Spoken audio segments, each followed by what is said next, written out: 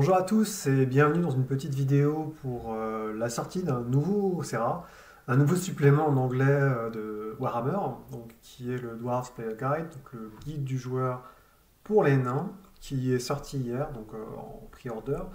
N'ayant pas eu l'aval de Cubicle 7 pour l'instant, je ne vais pas montrer le PDF. Je vous laisse le découvrir si vous voulez l'acheter, sinon je vous montrerai le livre quand je l'aurai acheté, c'est-à-dire dans 6 mois. C'est-à-dire qu'il y a une précommande qui se fait, quand la précommande est faite, vous avez directement le PDF, et quand le livre sort en physique, vous le recevez chez vous. Toutefois, je dis ça, j'ai toujours pas reçu Reichland Miskelana, donc ça commence à être un petit peu long. Mais bon, bref, de toute façon, c'est pas très grave. Donc, il y a eu pas mal de soucis cette année chez Cubicle 7, à savoir, là, encore une fois, c'est à prendre avec des guillemets, puisque c'est un peu une rumeur. Mais donc il y a eu très très peu de sorties cette année. Si vous comparez aux années précédentes, les années précédentes, on a quand même eu l'année 2022, je crois, où il y a eu beaucoup beaucoup de bouquins qui sont sortis, Up in Arms, Winds of Magic, Sea of Claws, Thousand Moon. On était vraiment à 400 bouquins par an, donc c'était absolument démentiel. Et même l'année dernière, on a eu Lustria. Et cette année, en fait, si vous regardez bien, on n'a eu qu'un seul vrai bouquin, qui était Tribes and Tribulations, donc le livre sur les orques et les gobelins, qui est sorti en janvier, en précommande.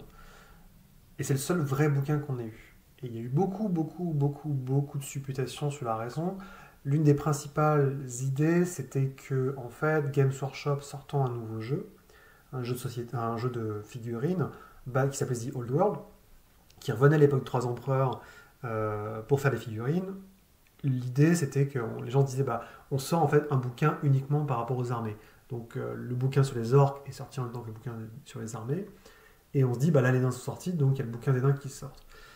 Donc la grande théorie, en fait, c'est que Games Workshop coinçait un peu tout, puisque plusieurs fois, au cours des conventions de jeux de rôle, donc notamment la GameCon et d'autres conventions en Angleterre et en Pologne notamment, Capital 7 a fait mention d'un échéancier assez chargé en fait, avec beaucoup beaucoup de sorties, notamment une nouvelle version de Thousand Moon, donc les livres pour les nains, les livres pour les elfes, potentiellement une campagne, des petits trucs sur le chaos, et j'en passe et des meilleurs.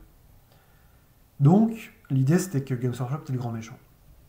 Mais il s'avère que, encore une fois, à prendre avec des baguettes, l'un des créateurs, le game design, le main producer, créateur de Age of Sigmar, donc le jeu de rôle, a démissionné en fait il n'y a pas longtemps, et il est allé sur le Discord en fait de la Razkashin Guild, donc qui est en gros un Discord non officiel où il y a beaucoup beaucoup de gens qui traînent du staff, et en fait il a un peu balancé pas mal d'infos assez terribles en fait sur la gestion même de Cubicle 7, où il explique que d'après lui, les têtes pensantes, donc je pense notamment c'est Dominique, je crois, McDowell, les mecs qui gèrent Cubicle 7, ont créé une ambiance qui est pas bonne du tout, a priori, deep management, donc ça, on est eux.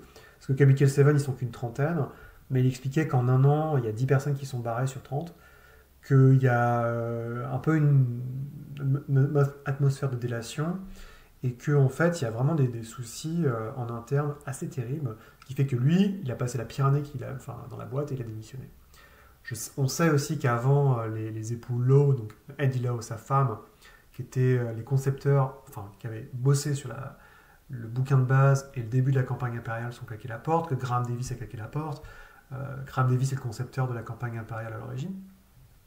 Encore une fois, c'est des supputations, c'est quelqu'un qui a dit ça, mais je ne sais pas. Après, et ce qui par contre ce qui est très rigolo, c'est que dans son témoignage, il a clairement indiqué que c'était pas Games Workshop qui était en tort, puisque justement il a fait je crois qu'il a fait un supplément sur une nouvelle saison en fait de Age of Sigmar, le jeu de figurines qui s'appelle Age of the Beast, et il a demandé à Games Workshop s'il pouvait faire un supplément dessus en jeu de rôle, quoi. Ils ont dit ok. Et ils l'ont aidé un petit peu pour faire enfin, quand il a eu des propositions, en fait, Games Workshop était souvent partant.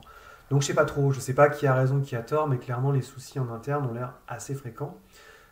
Et simplement, en fait, ce qu'il disait le mec, c'est qu'ils ont mal géré leur histoire. C'est-à-dire que grosso modo, en foutant la pression aux contracteurs, en proposant monts et merveilles, ils sont pas aperçus qu'ils avaient des soucis en interne. Et donc ça ralentit la production de manière terrible. Et ce qui fait que cette année, on n'a que 2 bouquins, quoi, concrètement.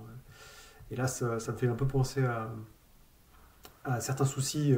J'ai quitté une boîte et il y avait des choses un peu similaires, mais bon, voilà. La comparaison s'arrête là.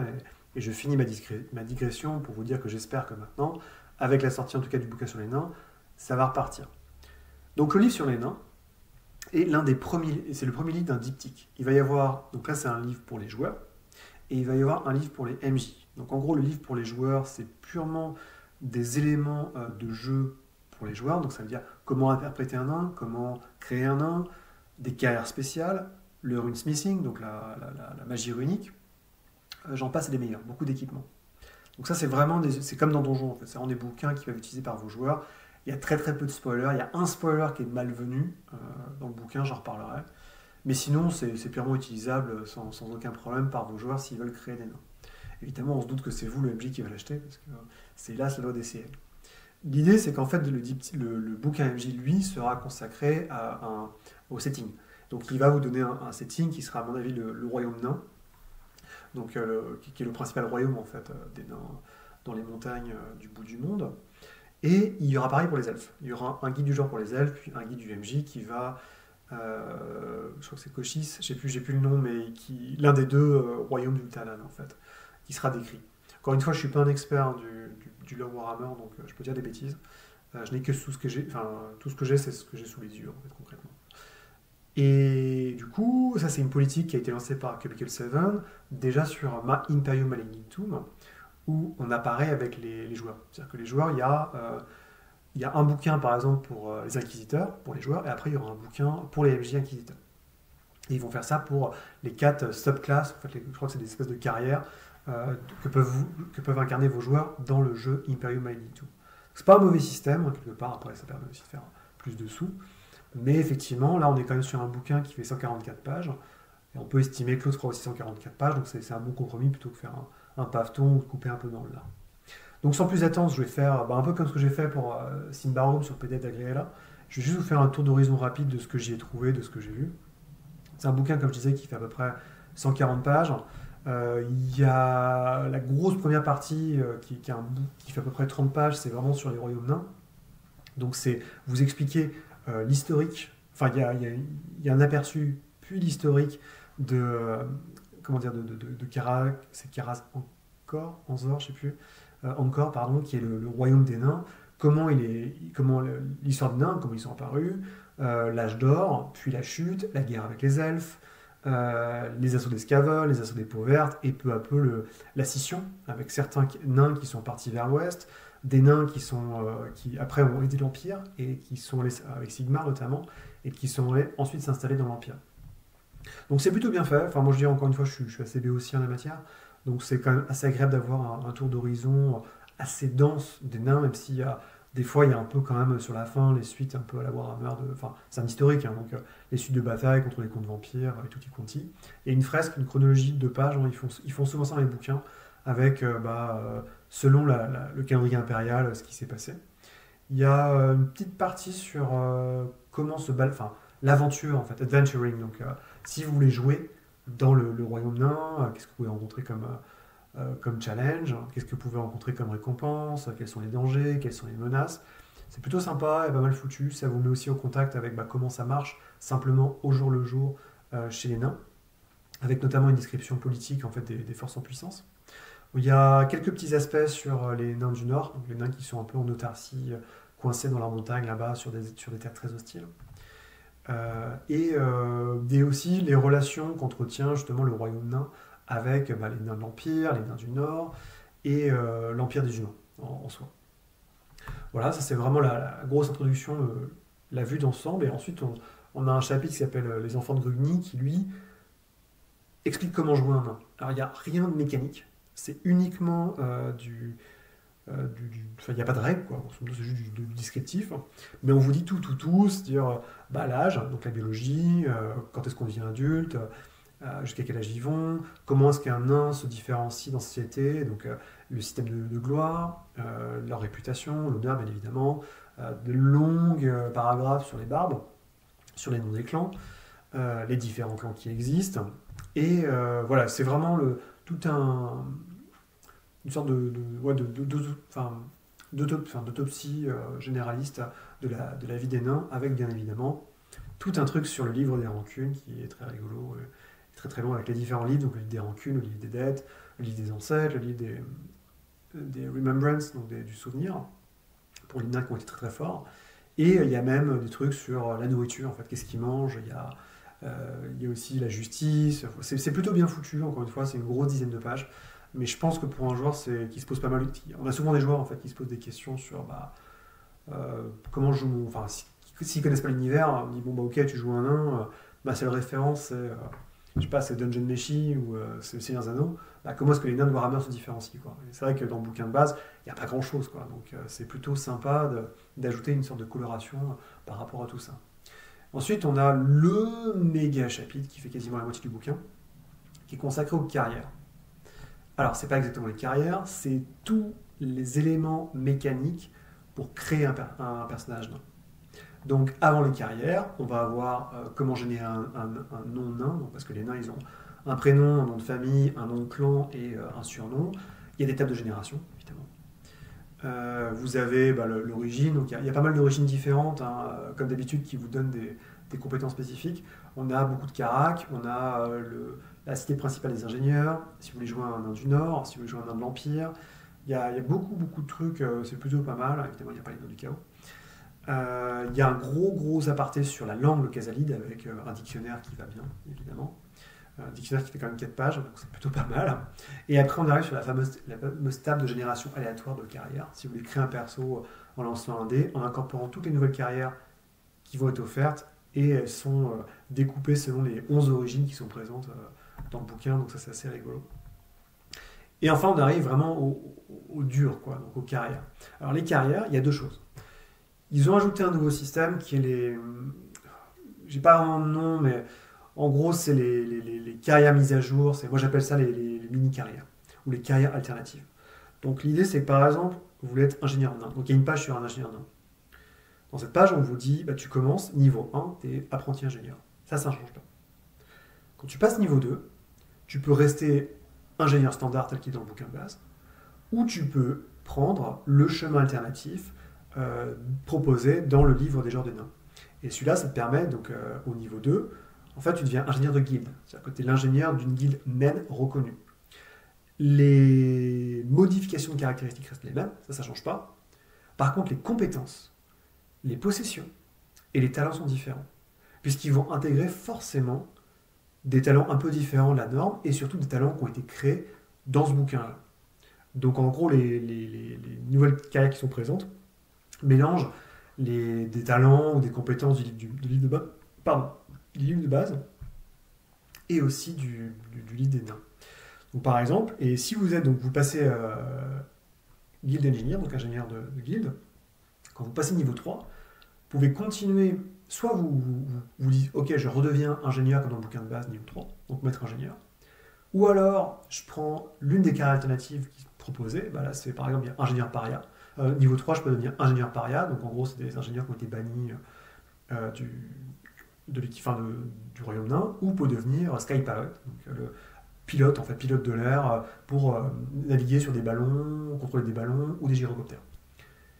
Mais vous pouvez aussi dire, si vous avez été ingénieur, par exemple, de guilde, et qu'il y a des compétences qui vous intéressent dans la carrière niveau 2, ingénieur du bouquin de base, revenir et aller récupérer récupérer en fait les compétences qui vous intéressent. Et quand vous êtes prêt, hop, vous passez au niveau suivant. Donc ça et bien sûr, niveau 4, vous revenez je sais plus, c'est Chartier d'ingénieur, je crois, le niveau 4 en fait des ingénieurs, puisqu'il n'y a pas de proposition. Et donc vous avez il y a 7 ou 8 carrières qui sont comme ça, donc il y a les ingénieurs, il y a les avocats nains, parce que les avocats nains, forcément ils bossent avec les grudges. Vous avez les artisans nains, où il y a beaucoup de façonneurs de pierre, les mineurs nains, très spécifiques, les messagers nains qui deviennent des porteurs de runes, les slayers, alors les nains slayers, enfin les tueurs nains, ils ont un peu changé la donne. Donc ils vous proposent en fait des carrières optionnelles pour les faire plus, disons, religieux. A noter qu'il y a une notule dedans sur le fait que les tueurs ne portent pas d'armure, ce qui est un sujet assez polémique et schizophrène, puisque dans le compagnon du Racornu, vous avez un tueur, PNJ, avec une armure, et sur la jaquette, évidemment, de Warhammer V1, il avait une côte de maille, je crois, le tueur nain. Bref, je continue. Les nains soldats, donc là c'est plus La carrière alternative, c'est pour vous spécialiser dans un type d'arme, donc c'est un peu comme dans Up in Arms, quoi. Vous pouvez devenir vous battre à la hache, battre avec une arbalète ou un fusil. Et ensuite, on arrive aux vraies nouvelles carrières, qui sont vraiment les carrières standards avec tout le bloc, les caracs et les quatre niveaux. Donc le premier, c'est le brasseur, ça c'est marrant. Le Doom Priest, donc le Doom Priest, c'est le prêtre de Grumnir, si je dis pas de bêtises, de Grimnir, pardon, donc le dieu des Slayers, des tueurs. Sachant que les prêtres ici donc les prêtres nains n'ont pas de magie à proprement parler, divine, mais ils peuvent avoir accès à la magie runique. Et avec un domaine en fait spécifique. Il y a donc les Forge Priests, donc c'est les prêtres de la forge qui peuvent venir Grumnir, si je dis pas de bêtises, et ensuite il y a les prêtres du foyer qui vénèrent Valaya, donc la déesse du foyer. Ensuite vous avez les Hammerers, donc les marteleurs, qui sont les gardes du corps d'élite des Thane, donc des rois des Caracs. Les Brisfer, donc les Iron Breakers, ils sont déjà présents dans le compagnon, je crois, du Racornu, donc c'est les nains qui sont spécialisés pour se battre dans les tunnels. Et les Rangers des Caracs, donc c'est des nains qui peuvent se balader en extérieur. Les Rune Scribes, donc c'est les graveurs de runes, enfin les scribes plutôt de runes, c'est des érudits en fait, simplement, ils n'ont pas de magie. Et enfin les Runesmiths, qui sont donc vraiment les magiciens des runes, quoi, les forgeurs de runes, qui sont pas affiliés des dieux, mais qui sont spécialisés en fait dans le gravage de runes. Et la dernière, c'est le Thane, donc le Thane c'est le chef, c'est le grand chef, donc c'est l'équivalent des nobles, si vous voulez jouer un noble nain. Ça, c'est vraiment toutes les compétences. Enfin, ça, c'est vraiment toutes les carrières dans leur ensemble qui sont plutôt bienvenues. Dans les compétences, il y en a trois. Trois nouvelles compétences. Il y a la connaissance des runes, parce qu'il faut les connaître avant de les graver. Il y a la forge de runes, qui est la compétence si vous voulez faire du runesmithing, de la magie runique. Et ensuite, il y a la navigation aérienne, si vous voulez, je sais pas, contrôler un ballon, que sais-je. Les nouveaux talents, je ne vais pas faire la liste. Il y en a un paquet. Il y en a qui sont assez violents, il y en a qui sont un peu mal expliqués. Je sais pas, au hasard, vous avez la rancune ancestrale, qui fait qu'en fait vous avez une rancune qui est tellement forte que vous devez la... En fait, à chaque fois, par exemple, vous avez une rancune contre les gobelins, vous devez vous battre contre les gobelins, et à chaque fois que vous allez faire une grande victoire contre les gobelins, vous gagnez 50 XP. Voilà, c'est un peu le talent, un peu le débile. Mais il y a plein de trucs, hein. Il y en a un qui vous permet... l'estomac de dragon, enfin le rot du dragon, quoi, le Dragon Belcher, quand vous utilisez un fusil, vous tirez sur quelqu'un, si le mec rate son jet, donc il prend pas un niveau de broken, mais de brisé, mais 2 niveaux de brisé, face à une arme à feu. Donc voilà, il y a un peu de tout, hein, bien évidemment, c'est comme d'habitude, c'est des talents qui sont essentiellement obtenus au niveau supérieur ou dans les carrières avancées, donc c'est pas non plus quelque chose que vous chopez direct. Je me dois d'insister par contre pour dire qu'à l'heure actuelle, ce PDF n'est pas... comment dire? Il y a beaucoup d'erreurs, des erreurs d'expression. Par exemple, je sais pas, Grugni, les Sova de la dévastation qui allaient dévaster, voilà, c'est des trucs comme ça. Il y a des problèmes aussi en termes de règles, ça c'est un peu chiant. Il y en a un qui est particulièrement probant, en fait, en tout cas de ce qu'ont relevé les gens sur le Discord du Ratcatcher, c'est la magie, la résistance magique. Donc la résistance magique, si vous vous rappelez, c'est un truc qui fait que quand vous lancez une boule de feu sur un nain, votre sort a automatiquement 2 degrés de réussite en moins, parce que c'est un nain, parce qu'il faut une magie. Et là, en fait, ils vous disent, résistance magique, donc il y a un truc sur la résistance magique à un moment, lancez un jet en opposition, pour faire baisser le SL du mec en face. Et les gens étaient là, genre, mais qu'est-ce qui se passe? Enfin, c'est pas la définition même du bouquin. Et en fait, on s'est aperçu qu'un jet en opposition pour la résistance magique, c'est quelque chose qui vient de la bêta du bouquin de base. Donc je sais pas comment ils ont été chopés un truc de la bêta du bouquin de base, alors, qui sont plantés quand ils ont envoyé à l'auteur en fait les règles, je sais pas. Mais il y a plein de trucs, il y a pas mal de petits trucs comme ça, donc c'est assez gênant. C'est-à-dire que vous inquiétez pas, hein, je pense que ça sera corrigé quand le bouquin sortira en presse, mais c'est vrai que quand vous tombez là-dessus, vous êtes un peu toujours là, genre. Des fois, je me demande si c'est pas mieux en fait de faire comme Free Aliga, où il vous envoie le PDF qui est pas complet et il le complète au fur et à mesure avec des retours assez rapides. Enfin, bref, ça c'est pas très grave. Ensuite, dernière partie justement de ce chapitre sur les carrières, il y a les rancunes, où il propose de retirer le système d'ambition à court et moyen terme pour les nains et de le remplacer par un système de rancune. En gros, vous remplacez les rancunes, enfin, votre joueur accumule des rancunes contre certaines personnes ou contre quelque chose, et il doit les gommer, quoi. Il doit faire en sorte que ces rancunes soient payées. Donc vous êtes censé avoir un petit carnet, machin, noter tout ça. Et à chaque fois que vous terminez, enfin vous arrivez à rayer des rancunes, vous gagnez de l'expérience. C'est pas con en fait, c'est pas très différent des ambitions, mais c'est rigolo. Ils se sont bien amusés avec 4 pages. Il y a aussi des rancunes de groupe. Enfin c'est marrant, ils sont bien amusés. Ensuite Steel and Fire, donc ça m'a pas trop intéressé, hein, c'est pas mon truc. En gros c'est un inventaire, c'est un catalogue d'équipements qui existe avec un peu de fluff évidemment sur l'histoire du monde, sur les objets. Donc on va avoir, donc d'abord on vous explique pourquoi c'est si important que ça, l'ingénierie, la forge et compagnie pour les nains, donc encore un petit bout de culture. Ensuite on passe sur le Gromril. Donc le Gromril c'est l'espèce de mithril nain qui est extrêmement cher. En gros ça vous vaut, je crois que c'est puissance, c'est le coût d'une arme, le coût d'une armure puissance 7. Donc si votre épée elle coûte une pièce d'or, la même épée en Gromril c'est 128 couronnes d'or. Donc vous voyez ça peut monter très très haut. Les armes gagnent de la résistance, elles sont quasiment indestructibles, et en plus elles gagnent généralement une qualité assez positive. Pour l'armure, c'est juste que ça rend l'armure quasiment indestructible et vous prenez plus de coups critiques. En fait. C'est-à-dire que les coups critiques qui devraient vous tomber dessus sur un endroit qui est protégé par l'armure, il ne se passe rien. Donc c'est hyper violent évidemment. Je passe, vous voyez, il y a beaucoup d'armes, vous verrez ça si vous achetez le PDF, avec les armes spécifiques nains, les marteaux de guerre nains, machin, les gros canons. Il y a beaucoup de trucs, avec quelques artefacts quand même, les anciens héritages en fait, des maisons, des clans nains, et notamment la forge du destin, donc Anvil of Doom, qui est une fameuse forge qui permet d'ajouter des runes spécifiques sur les armes qu'on ne peut pas faire autrement. L'artillerie, voilà, c'est un peu... Il y a boire à manger, je vous dis, ça fait quand même quasiment... Enfin, il y a bien 30 pages, quoi, donc c'est un gros truc. Plus rigolo, les véhicules, avec des véhicules à vapeur notamment, des véhicules qui volent, et mon préféré, le bateau à vapeur sous-marin qui tire des missiles, qui tire des roquettes. Donc vous avez un sous-marin, hein, si ça vous éclate. Non, voilà, c'est beaucoup de choses. Et on finit sur les armes runiques, notamment Barracool et que vous avez croisé dans le Mortial et Galmaraz.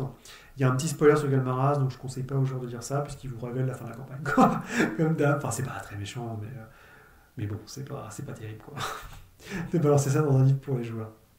Alors, ensuite, on arrive l'avant-dernier chapitre qui est assez court, mais qui peut être important pour beaucoup de gens, c'est sur le runesmithing, donc la forge runique. Donc, la forge runique marche de la façon, c'est un peu comme la magie, c'est-à-dire que il vous faut la compétence, il vous faut le talent. Le talent, chaque talent de runesmithing vous permet de connaître une rune. D'accord ? En général, vos runes en plus sont limitées si vous êtes prêtre. Vous êtes obligé de prendre les runes dans un certain domaine. Donc la protection, les runes de combat, ou les runes les talismans, que sais-je. Ensuite, vous pouvez forger, mais ça prend très très longtemps. Donc il faut que vous ayez les bonnes conditions, il faut que vous ayez l'argent, il faut que vous ayez l'objet. Et généralement, on vous dit que forger une arme, forger une rune de manière permanente, parce qu'il y a du temporaire aussi qui est plus simple, mais de manière permanente, c'est une endeavor. Donc c'est quelque chose que vous faites entre les aventures. Donc vous imaginez déjà, ça va pas se faire à la clé, quoi. Vous pouvez pas juste donner une liste de courses à votre runesmith favori pour qu'il vous fasse ça pour tout le groupe. Ça risque d'être compliqué. Et ensuite, il faut respecter 4 règles pour la forge de runes. Donc la première, c'est la règle des 3. Vous ne pouvez pas avoir plus de 3 runes sur un objet. La règle de la forme, donc c'est que vous pouvez mettre que des runes défensives sur un casque. Vous ne pouvez pas mettre des runes d'armes sur un casque, ça n'a aucun sens. La règle de fierté, c'est rigolo, c'est que si jamais il y a 2 runes concomitantes, la même rune, dans un rayon de 100 mètres, c'est uniquement la rune la plus vieille, enfin qui a été gravée à la première qui marche. Et la dernière, c'est la règle de jalousie, qui fait qu'en fait on ne peut pas avoir plus d'une rune maîtresse, donc c'est des grosses runes, il faut un talent spécifique, sur un objet. Et la règle de la fierté s'applique évidemment. Donc vous pouvez aussi foirer votre jet. Si vous foirez votre jet, la rune en fait aura des effets un peu instables, donc comme quand vous ratez faites un jet de miscast en magie. Et après il y a toute la rune en fait, toute la liste des runes. Je ne vais pas m'étendre, hein, il y a un peu de tout à boire et à manger, ça demande des gros jets en général, donc c'est pour ça qu'on peut se foirer. Ce qui m'a un peu gêné, c'est qu'en fait il y a des petits symboles en fait, des runes à côté des descriptifs, mais pas partout. En fait des fois il en manque. Et du coup c'est moche parce que sur le dessin, des fois vous avez des illustrations, des fois il n'y a rien. Donc ça fait qu'il y a des trous. Ça, c'est un peu dommage, d'autant que je pense pas que ça soit... je sais pas, c'est pas non plus une grande illustration, quoi, c'est juste un symbole à inventer, donc c'est un peu dommage. En tout cas, il y a quand même 6 pages de runes, donc il y a de quoi faire à boire et à manger, sachant que les dernières, c'est les Doom runes, donc les runes du destin, qui sont des runes extrêmement puissantes, pour lesquelles il faut une forge du destin, qui impacte carrément des zones ou des groupes entiers de personnes. Voilà, et le dernier chapitre, c'est comment dire, c'est sur les ancêtres, donc c'est sur les croyances dans la société naine. Ça tourne essentiellement autour donc comment est organisée la prêtrise, la théologie et les croyances, à savoir qu'en gros ils ont trois dieux majeurs, donc la Trinité, Gruni, Valaya et Grimnir, et qu'à côté ils ont des dieux mineurs qui sont de la même famille, et que chaque dieu en fait a, on vous explique comme d'hab, leur lieu de pèlerinage, leur domaine, leur symbole, et pour les prêtres qui font la magie ionique, c'est les domaines que vous pouvez utiliser, avec bien évidemment des préceptes en fait, à suivre pour ne pas avoir trop de soucis en tout cas. Même s'il n'y a pas de Wrath of God, enfin il n'y a pas de courroux divin en fait, comme la magie de prêtrise, faut quand même essayer de les respecter. Et ensuite on a une toute petite page sur la vénération des ancêtres, qui est au cœur évidemment de la culture naine. Et voilà pour le livre pour joueurs pour nains. Pas mal, j'ai passé un très bon moment à lire ça. J'ai pas tout compris, je vais pas mentir, parce que je n'ai jamais joué de nain en fait, simplement, je connais pas très très bien les bouquins d'Armée de Warhammer. En tout cas, moi j'ai passé un très très bon moment, et en plus, ce qui est super cool, c'est que le bouquin est vraiment carré. On vous ment pas, on vous dit, bon bah c'est un bouquin sur les joueurs. Pour jouer un nain, tac tac tac, il y a tout ce qu'il faut, il y a toutes les règles de création, il y a l'équipement, il y a le matos, il y a les religions, il y a le smithing évidemment, et il y a un petit historique supplémentaire sur l'histoire des nains. Et ça c'est vachement bien parce que, mine de rien, dans Up in Arms ou Sea of Claws, par exemple, c'était plus des almanachs, en fait. C'était des séries d'articles un peu différents et variés, qui n'étaient pas... où il n'y avait pas de fil conducteur, en fait. On avait l'impression que c'était une sorte de pot pourri. Très bien, il y avait des trucs bien, mais c'était un peu des pots pourris, alors que là, on a vraiment... C'est comme les vents de la magie, c'est hyper carré, tac, tac. C'est très très bien, et ça sera parfaitement utile pour toute personne qui va jouer. Donc voilà, donc encore une fois, je ne vais pas trop dans les détails, parce que j'ai pas envie de vous montrer le PDF. Ça, je m'y refuse. J'ai pas envie de me faire prendre, même si je sais qu'il n'y a pas beaucoup de chances que Public 7 regarde mes vidéos. Ça me fait chier, j'ai pas envie de faire ça. Et puis, si quand je reçois le bouquin physique, je vous le montrerai. En tout cas, voilà, j'espère que ça vous a plu. Puis, en espérant que ça vous permette un peu de renforcer vos effectifs nains autour de la table. Allez, salut!